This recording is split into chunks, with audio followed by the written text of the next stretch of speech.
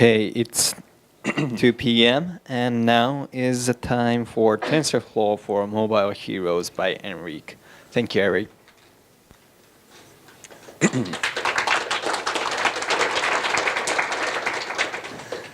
Thank you, everybody, for coming here, and thanks also for the introduction. As mentioned, today I'm going to talk about TensorFlow for mobile developers. Just shortly about me, my name is Enrique. I'm a freelance developer. I'm originally from Spain, Madrid. I live in Germany now since 11 years. I'm part of the Google Developer Expert crew, and this is my Twitter handle. I'll post later the slides.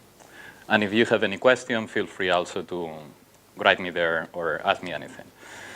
Before I start going, how many people here has experience with TensorFlow? Can you raise your hand? Okay. In production? Okay. I asked this because I saw this thing in, in Twitter. It seems that we, as developers, try always the latest trends. We try to play with the newest APIs, but then sometimes it seems harder to use them in a real application. And I think this applies very specifically for TensorFlow and machine learning. I also saw this somewhere in Twitter. What was used to be an algorithm, and now it's called artificial intelligence. If everything is artificial intelligence, nothing is artificial intelligence. There seems to be a lot of buzzwords about machine learning, neural networks, artificial intelligence, etc. I read this in a book called Superintelligence. If you haven't read it and you're interested into artificial intelligence, I highly recommend it. Was also recommended by Elon Musk and deals with how the machines how the explosion in artificial intelligence will happen. And here it says what I highlighted. As soon as it works, no one calls it AI anymore. As, okay, AI is this domain we don't understand, and therefore we call it artificial intelligence. To bring some buzzwords here. Artificial intelligence is the science of making machines smarter. That happens when we develop a system for a car to drive automatically or autonomously, or when we have this assistant for Google that is able to recognize speech, etc. Machine learning is the art of building machines that can learn.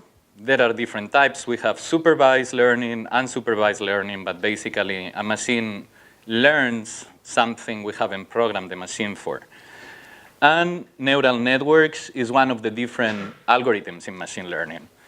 So now, according to this classification, how many people here did work with machine learning before? Can you hold your hand?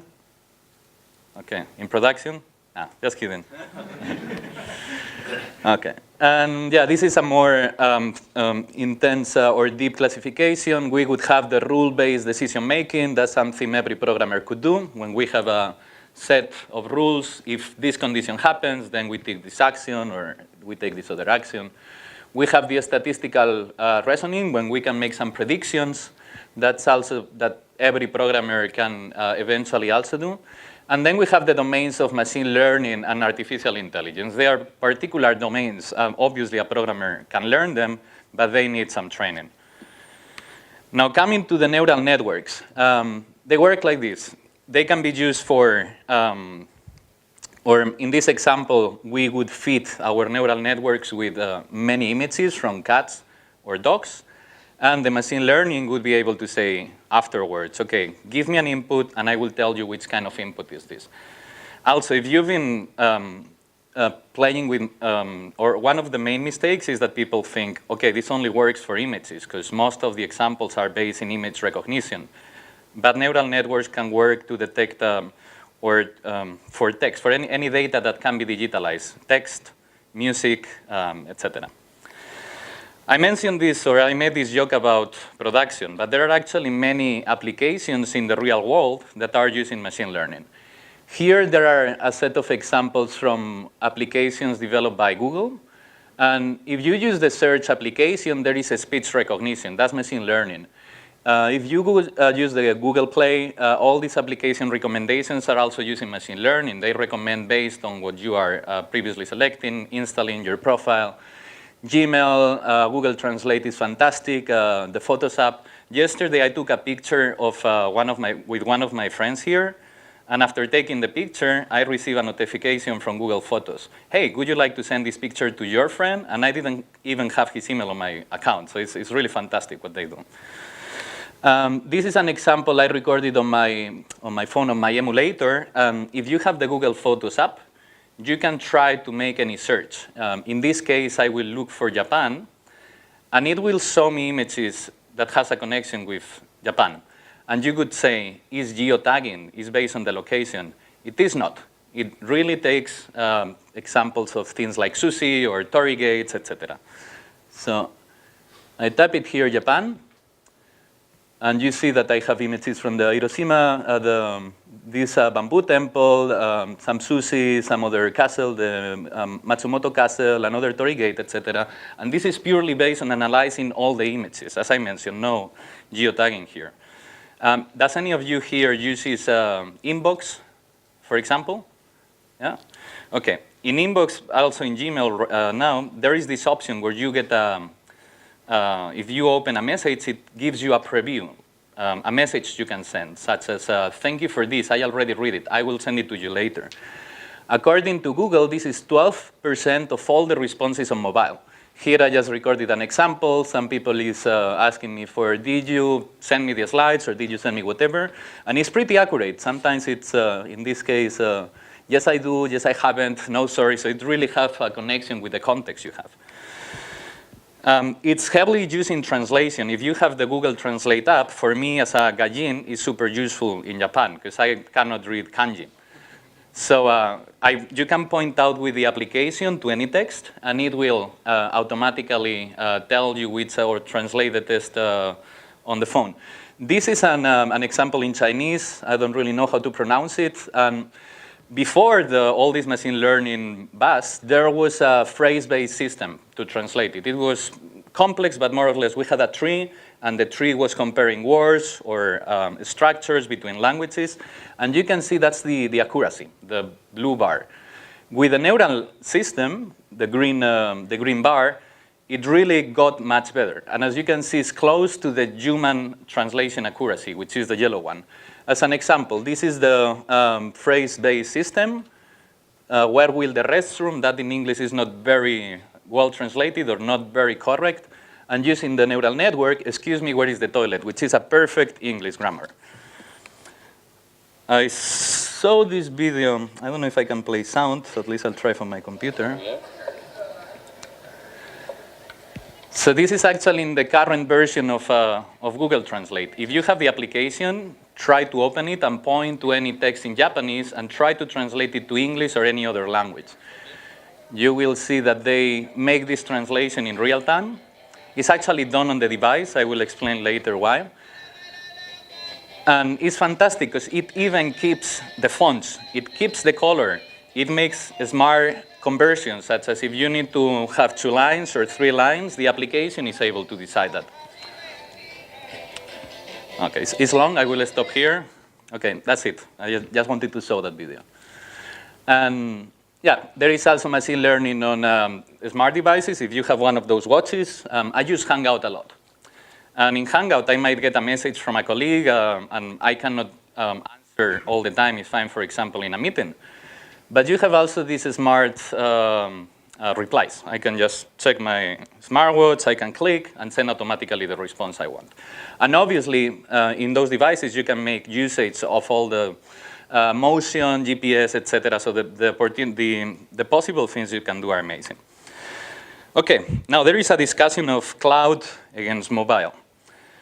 Now, in the sample I showed you from the Google Translate app, that's done on the device. There is no connection with any server. Obviously, it could not be that fluent. It could not be that smooth. If we would need to make an HTTP connection, send the image, wait for the translation, and get it back. That's everything done on the device. It's less traffic, the response is much faster, and depending on our domain, we can use the motion sensors. Now, here it comes TensorFlow. TensorFlow is an open source library for machine learning. This is the URL. And today is the most popular machine learning framework. what you can do with TensorFlow, you can train models if you have a Mac or Windows, a GPU server, or on the cloud. TPU stands for Tensor Processing Unit, and you can make prediction of the models, right now for Android, iOS, and Raspberry. This is a benchmark done to see how long it takes to create some models. It's called CFAR10, and surprisingly, it's about 10 models that get converted. And you can see that in a MacBook Pro like mine, it would take 21 hours.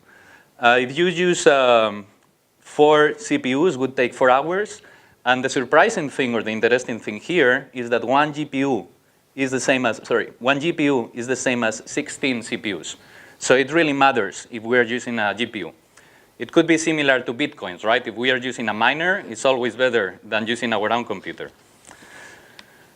Those are some companies that are using TensorFlow in their products. Probably you can recognize Airbnb, eBay, Airbus, for example, obviously Google.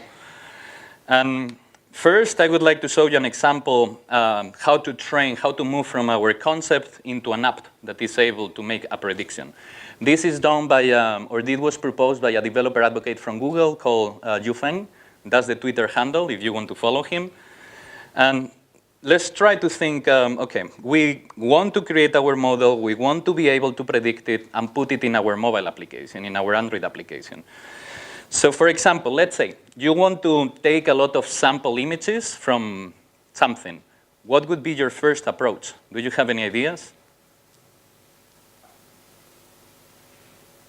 No? Okay. Some people say, when I ask this, yeah, you could connect to Google Images, make a search, download it. That's right. That's very right. It's only that would take probably more time because you may need to make the request, download it. So something easier. You just can take a video. Take a video. A video is just a lot of different frames. You can take a video, for example. Let's say I want to be able to predict or to create a model to check a can of Red Bull. You could take a Red Bull, do it with different light conditions, do it with different backgrounds, as many conditions as possible to generate a lot of images. So we have this. This is an example of 10 seconds. You would obviously like to make a bunch of minutes. We can use a tool such as FFmpeg to take all the frames and put all the frames in different images. Then we have our 10,000 different images for the input. Then when we have this, you probably know Google Cloud Storage, right? How many people have heard of cloud machine learning from Google? Okay. So the machine learning engine in the cloud is basically, or among other things, is TensorFlow on the cloud. If you don't want to deal with creating the model, you can do it on the cloud.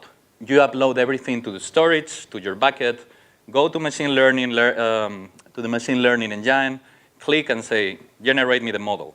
You pay Google whatever amount you need. It takes, as we saw, 4 hours to generate a model with 1 GPU. It's it. And before that, I would like to show you an example of how a neural network works. A convolutional neural network is the type of network that is used in TensorFlow. This is a puzzle. We have a lot of different pieces, right? This is an artist called Escher. If you haven't seen this before, he makes these crazy things with no logic where you can go on a stair infinitely and you never reach the end. It's very cool to see in museums. So we will have something like this, all the different pieces. This example is a little bit harder because you see it's basically 2 colors.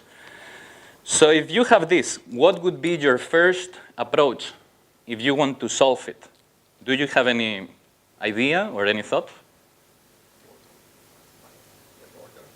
That's a very good idea. The border patterns, we could even extend. We will try to find patterns, right? Like the border is a pattern. In this case, we will have as a patterns maybe the roof. It has the same texture.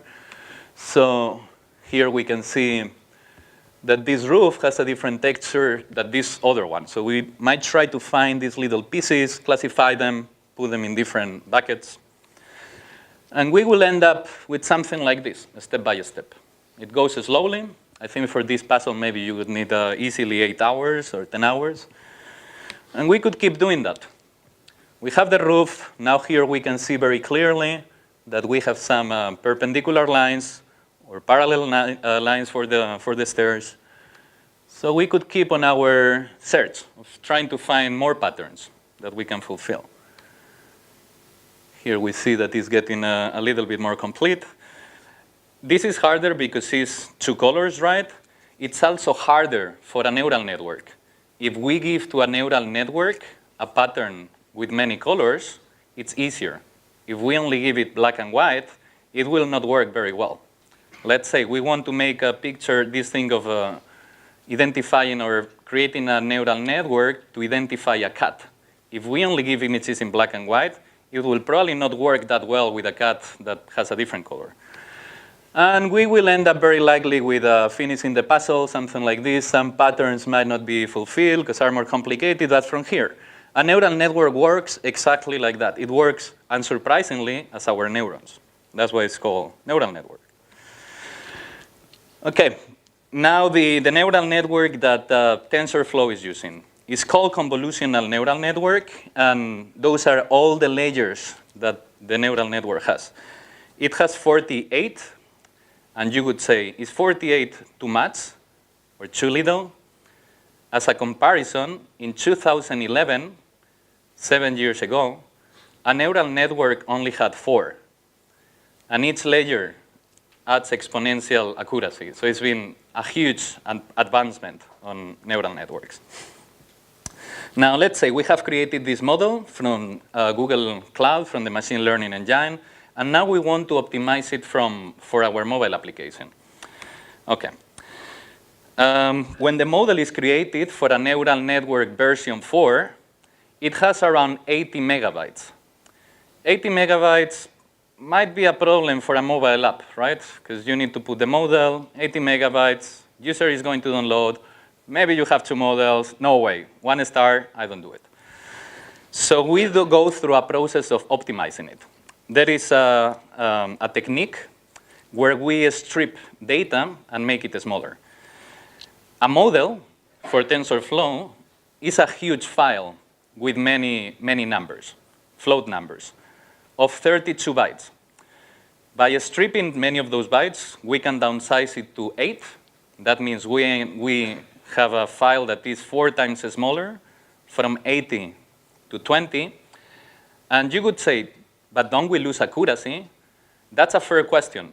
But the neural networks are designed to get rid of fuzzy input.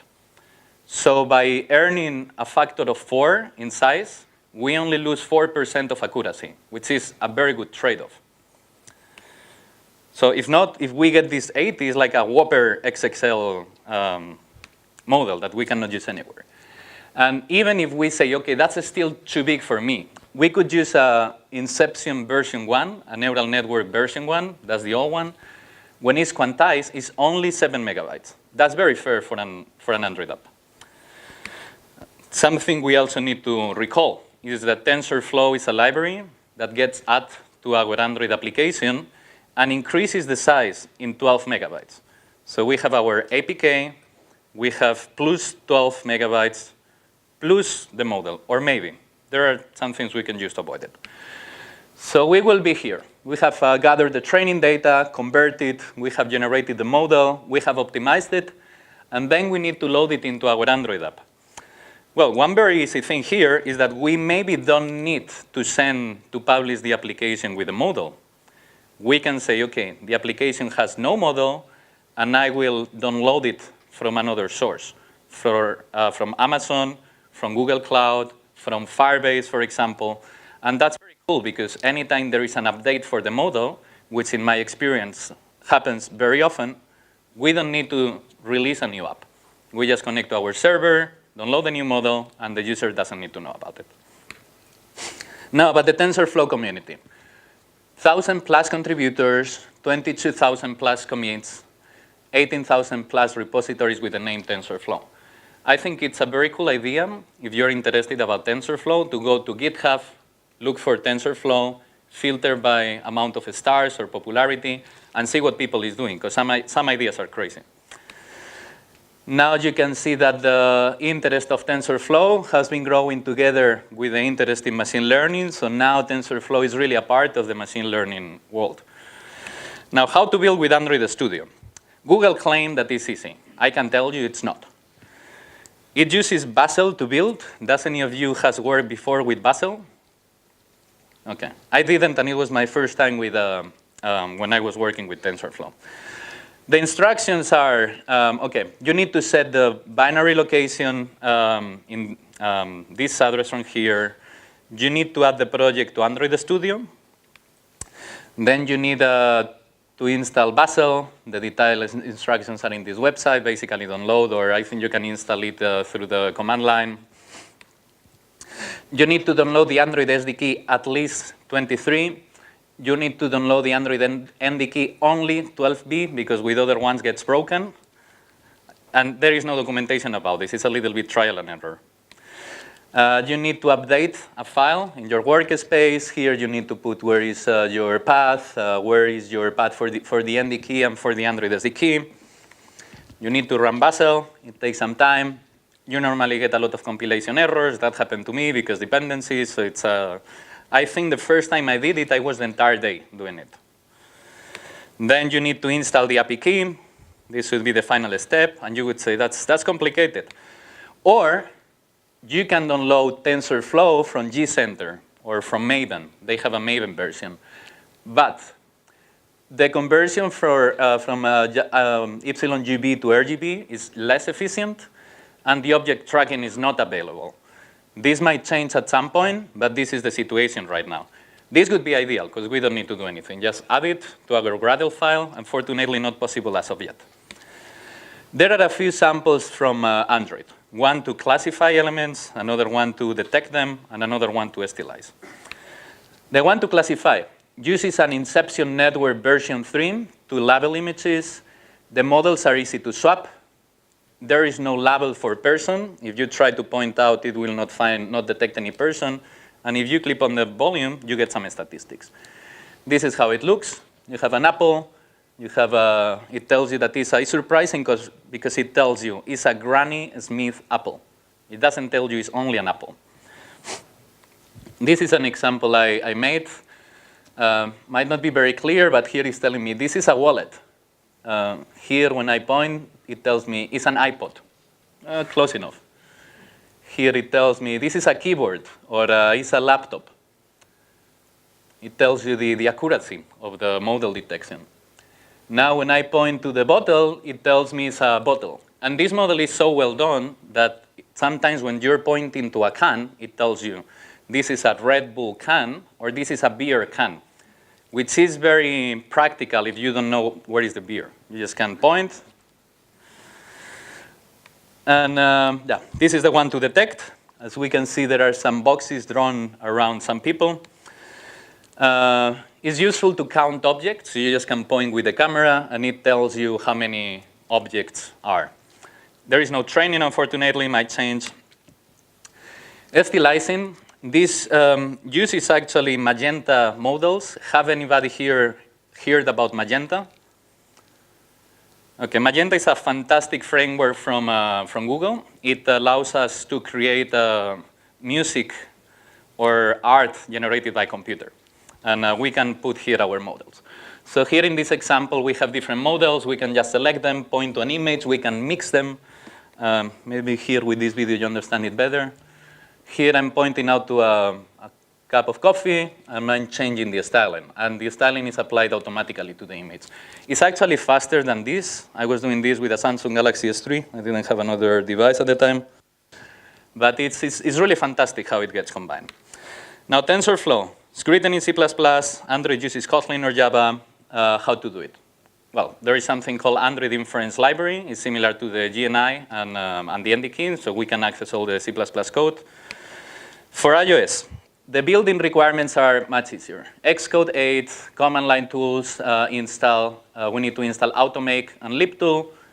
Compile that file over there, execute that file over there. It takes 20 minutes, and we generate all the models. All the demos, sorry. They provide a simple one that loads a model and gives us information.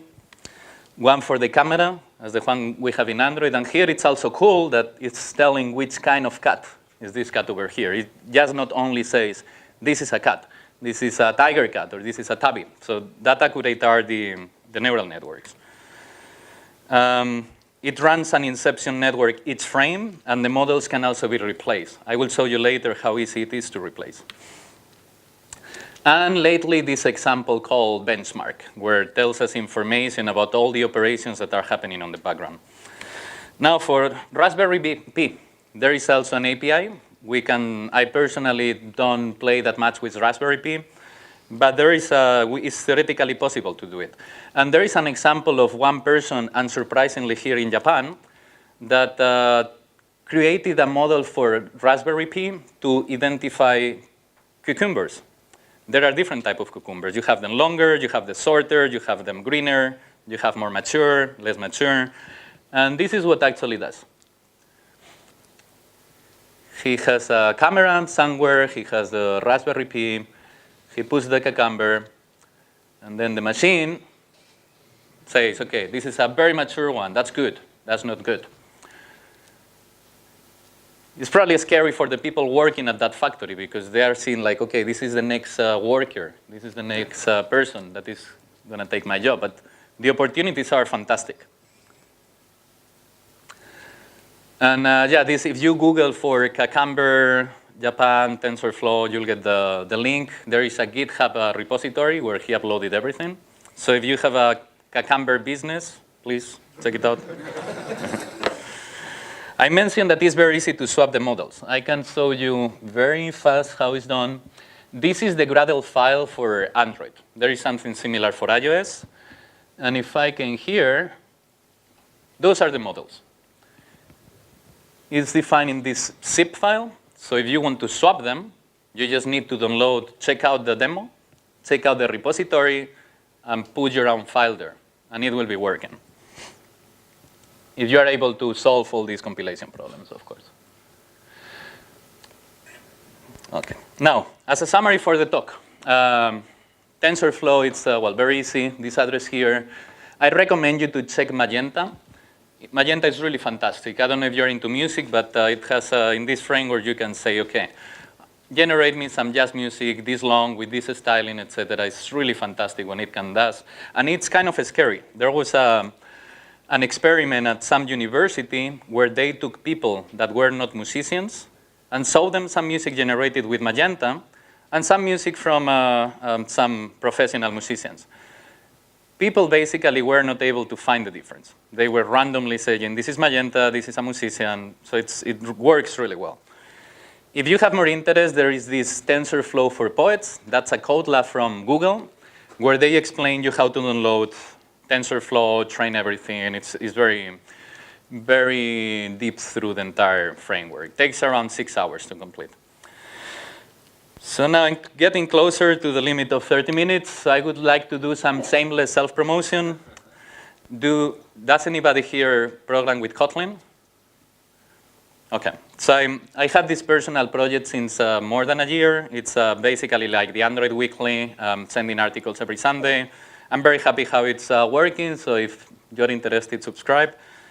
Last but not least, I like to get always feedback from my talks.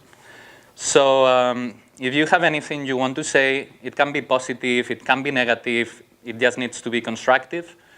Please go to this URL, write your opinions or your comments, and I will send you a copy of a book I wrote 2 years ago or 3 years ago about how to find an Android job with questions and answers. I actually was working as an Android developer, but then I used it to make interviews to people that was working at my company. So it can be used from both sides. And that's everything. I think there is no questions are in the other room, but thanks for being here. You've been a fantastic public, and if you have any questions, feel free to grab me anytime. Thank you.